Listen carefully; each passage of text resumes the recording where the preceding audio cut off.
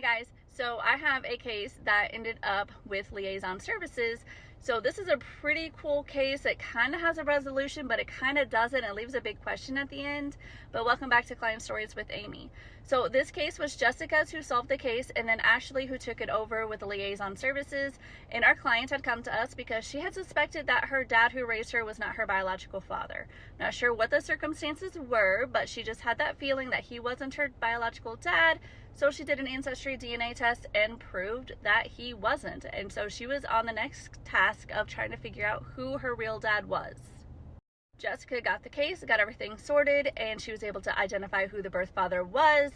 And here's where some questions come in. He has the same first name and last name as a brother did.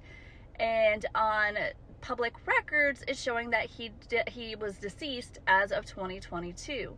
But we couldn't find any record of his death. We couldn't find an obituary, a social security death index. We couldn't find anything proving that he was in fact deceased.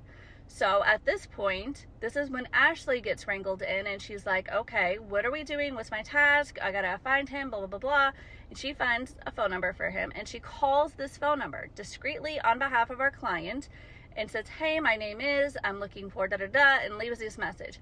On this voicemail, it says his last name and it's his voice. So this has to be a good number, right? We don't know. We still have no idea. He never returned any of the phone calls that Ashley had called, any messages.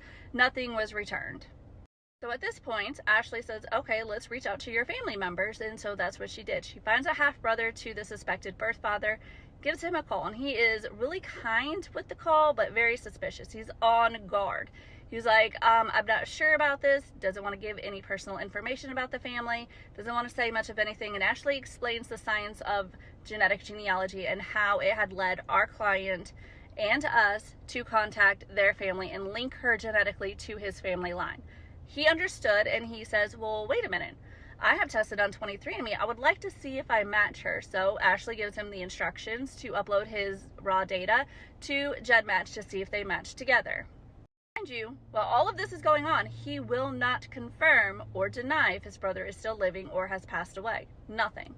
So Ashley is waiting for that GEDmatch to populate. She goes and double checks our client's DNA on Ancestry and looks at the brand new matches that comes in, because you know with those Ancestry DNA kit sales, DNA matches are coming in every day. So this is your tip of the day. If you haven't checked your Ancestry matches in a while, go log in and go look. You might have a whole bunch of new matches that you didn't know were there. So go check. So while they're checking her DNA matches, and they notice a brand new match came through. A half-sister. A half-sister popped up right then and there because they had just checked it and she wasn't there. So this is a brand new match. A half-sister, guys.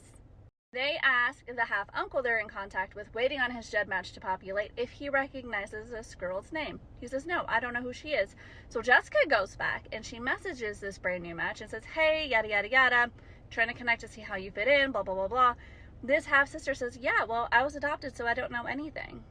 GEDmatch now at this point has populated. He's a high match to our client. They're obviously related. He can see that with his own two eyes now.